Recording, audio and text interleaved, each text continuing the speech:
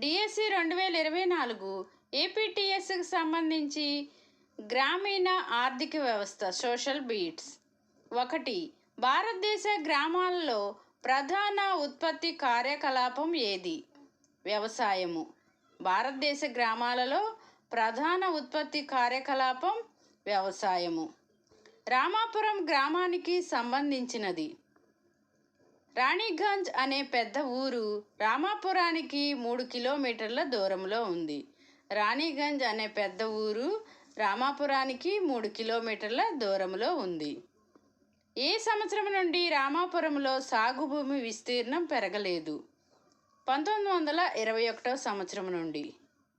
1921 సంవత్సరం నుండి రామాపురంలో సాగు భూమి విస్తీర్ణం పెరగలేదు. 4. రామాపురంలో రైతులు వర్షాకాలం ఖరీఫ్లో వేటిని సాగు చేస్తారు? జొన్న, సజ్జ. రామాపురంలో రైతులు వర్షాకాలంలో ఖరీఫ్లో జొన్న, సజ్జను సాగు చేస్తారు. 5. అక్టోబర్, డిసెంబర్ నెలల మధ్య ఏ పంటను సాగు చేస్తారు? బంగాళదుంప పంటను. అక్టోబర్, డిసెంబర్ నెలల మధ్య బంగాళదుంప పంటను సాగు చేస్తారు. 6. గోధుమ పంటను ఏ కాలంలో పండిస్తారు? గోధుమ పంటను ఏ కాలంలో పండిస్తారు? రబీ కాలంలో గోధుమ పంటను పండిస్తారు. 7. రామాపురంలో రైతులు కనీసం 2 ప్రధాన పంటలు సాగు చేయగా వాళ్ళల్లో చాలామంది 3వ పంటగా దేనిని సాగు చేస్తున్నారు? బంగాళదుంప. రామాపురంలో రైతులందరూ కనీసం 2 ప్రధాన పంటలు సాగు చేయగా వాళ్ళల్లో చాలామంది 3వ పంటగా దేనిని సాగు చేస్తున్నారు? బంగాళదుంప. 8. రామాపురానికి ఏ సమీప పట్టణంలో రైతులు చెరకును కానీ లేదా బెల్లం తయారు చేసి కానీ వ్యాపారస్తులకు అమ్ముతారు? జహంగీరాబాద్లో. రామాపురానికి జహంగీరాబాద్ పట్టణంలో రైతులు చెరకును కానీ బెల్లమును కానీ తయారు చేసి వ్యాపారస్తులకు అమ్ముతారు. 9. రైతులు పర్షియన్ విల్ అనే పరికరాన్ని దేనికోసం ఉపయోగించేవారు? బావుల నుంచి నీళ్లు పైకి తోడడానికి. రైతులు పర్షియన్ విల్ అనే పరికరాన్ని బావుల నుంచి నీళ్లు పైకి తోడడానికి ఉపయోగించేవారు. 10. రామాపురం గ్రామంలో 1970 శతాబ్ది మధ్యకాలం నాటికి ఎన్ని హెక్టార్ల వ్యవసాయ భూమి సాగునీటి కిందకు వచ్చింది? 264 హెక్టార్లు. రామాపురం గ్రామంలో 1970 దశాబ్ది మధ్యకాలం నాటికి ఎన్ని హెక్టార్ల వ్యవసాయ భూమి సాగు నీటి క్రిందకు వచ్చింది? 264 హెక్టార్లు. 11. ఈనాటికి కూడా భారతదేశంలో సాగు విస్తీర్ణంలో ఎంత శాతానికంటే తక్కువ విస్తీర్ణానికి సాగునీటి సదుపాయం ఉంది? 40%. ఈనాటికి కూడా భారతదేశంలో సాగునీటి విస్తీర్ణంలో ఎంత శాతానికంటే సదుపాయం ఉంది? 40%. 12. భారతదేశంలో సాగు కింద ఉన్న భూమి 1950 సంవత్సరంలో 120 మిలియన్ హెక్టార్లు ఉండగా 2010 నాటికి ఎంతవరకు పెరిగింది? 140 మిలియన్ హెక్టార్లు. భారతదేశంలో సాగు కింద ఉన్న భూమి 1950 సంవత్సరంలో 120 మిలియన్ హెక్టార్లు ఉండగా 2010 నాటికి 140 మిలియన్ హెక్టార్లు పెరిగింది. 13. భారతదేశం అంతటా సాగునీటికి ప్రధానంగా ఏ జలాల మీద ఆధారపడతారు? భూగర్భ జలాలు. భారతదేశం అంతటా సాగునీటికి ప్రధానంగా భూగర్భ జలాల మీద ఆధారపడతారు.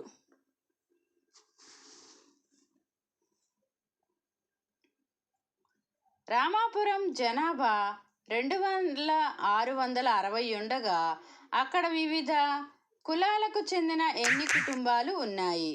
450 కుటుంబాలు. రామాపురం జనాభా 2660 ఉండగా అక్కడ వివిధ కులాలకు చెందిన ఎన్ని కుటుంబాలు ఉన్నాయి? 450 కుటుంబాలు. 15. రామాపురంలో 1/3 అంటే 150 కుటుంబాలకు భూమి లేదు. భూమి లేని వాళ్ళలో అధిక శాతం దళితులు. పెద్ద రైతులలో కొంతమందికి 10 హెక్టార్ల మించి భూమి ఉన్నది. రామాపురంలో మూడింట ఒక వంతు అంటే 150 కుటుంబాలకు భూమి అసలు లేదు. భూమి లేని వాళ్ళలో అధిక శాతం ఎవరున్నారంటే దళితులు ఉన్నారు. పెద్ద రైతులలో కొంతమందికి 10 హెక్టార్లకు మించి భూమి ఉంది. 16. ప్రజలకు అవసరమైన వస్తువులు సేవలను అందించడమే ఉత్పత్తి ఉద్దేశము.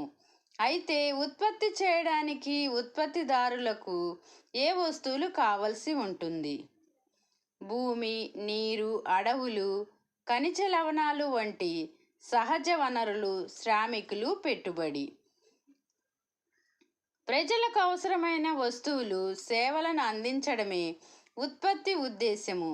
అయితే ఉత్పత్తి చేయడానికి ఉత్పత్తిదారులకు ఏ వస్తువులు కావలసి ఉంటుంది? భూమి, నీరు, అడవులు, ఖనిజ లవణాలు వంటి సహజ వనరులు, శ్రామికులు, పెట్టుబడి అవసరము. 17. భారతదేశంలో రైతులు వాళ్ళు సాగు చేసే భూముల వివరాలకు సంబంధించినది. 1. చిన్న రైతులు 2 హెక్టార్ల కంటే తక్కువ సాగు చేస్తున్న భూమి శాతం 48%. 2. మధ్యతరగతి పెద్ద రైతులు 2 హెక్టార్ల కంటే ఎక్కువ సాగు చేస్తున్న భూమి శాతం 52%. 3. భారతదేశంలో చిన్న రైతుల శాతం 87%. చిన్న రైతులు 1-2 హెక్టార్ల కంటే తక్కువ భూమిని సాగు చేస్తున్నారు. ఆ భూమి శాతం 48%. మధ్యతరగతి పెద్ద రైతులు 2 హెక్టార్ల కంటే ఎక్కువ సాగు చేస్తున్న భూమి శాతం 52%. 3. భారతదేశంలో చిన్న రైతుల శాతం 87%. రామాపురంలో రోజువారీ కూలీ పని భూమి లేని వ్యవసాయ కూలీ పేరు దళా. రామాపురంలో రోజువారీ కూలీ పనిచేసే భూమి లేని వ్యవసాయ కూలీ పేరు దళా. 19. నిర్వహణ పెట్టుబడి కోసం చాలామంది చిన్న రైతులు అప్పును ఎక్కడ నుండి పొందుతారు? వడ్డీ వ్యాపారస్తులు, పెద్ద రైతులు. నిర్వహణ పెట్టుబడి కోసం చాలామంది రైతులు అప్పును వడ్డీ వ్యాపారస్తులు, పెద్ద రైతుల దగ్గర నుండి పొందుతారు. 20. ఎటువంటి సందర్భాలలో వ్యవసాయానికి నష్టాలు వస్తాయి? వరదలు, చీడపీడలు, వ్యవసాయ ఉత్పత్తుల ధరలు పడిపోయినప్పుడు. ఎటువంటి సందర్భాల్లో వ్యవసాయానికి నష్టాలు వస్తాయి? వరదలు, చీడపీడలు, వ్యవసాయ ఉత్పత్తుల ధరలు పడిపోయినప్పుడు. 21. రామాపురంలో పనిచేసే వాళ్ళలో ఎంత శాతం మంది మాత్రమే వ్యవసాయేతర భూముల్లో ఉన్నారు? 25%. రామాపురంలో పనిచేసే వాళ్ళలో ఎంత శాతం మంది మాత్రమే వ్యవసాయేతర పనుల్లో ఉన్నారు? 25%. 22. రామాపురంలోని రైతులు తమ పాలను ఏ పట్టణంలో అమ్ముతారు? రాయ్గంజ్లో. 22. రామాపురంలోని రైతులు తమ పాలను ఏ పట్టణంలో అమ్ముతారు? రాయ్గంజ్లో. రామాపురంలో రైతులు పాలను రాయ్గంజ్ పట్టణంలో అమ్ముతారు. 23. రామాపురంలో వస్తువుల తయారీ ఉత్పత్తి పరిశ్రమలలో ఉపాధి పొందుతున్న వారు ఎంతకంటే తక్కువ మంది ఉన్నారు? 50% మంది కంటే. రామాపురంలో వస్తువుల తయారీ పరిశ్రమలలో ఉపాధి పొందుతున్న వారు ఎంతకంటే తక్కువ మంది ఉన్నారు? 50% మంది. 24. 2009-2010లో భారతదేశంలో ప్రతి 1000 మంది గ్రామీణ కార్మికులలో ఎంతమంది వ్యవసాయేతర పనుల్లో ఉన్నారు? 32 పనుల్లో. 2009-2010లో భారతదేశంలో ప్రతి 100 మంది గ్రామీణ కార్మికులలో ఎంతమంది వ్యవసాయేతర పనుల్లో ఉన్నారు? 32 పనుల్లో. Thank you everyone. లైక్ చేయండి, షేర్ చేయండి, సబ్స్క్రైబ్ చేయండి. మరికొన్ని వీడియోలతో మీ ముందుంటాను.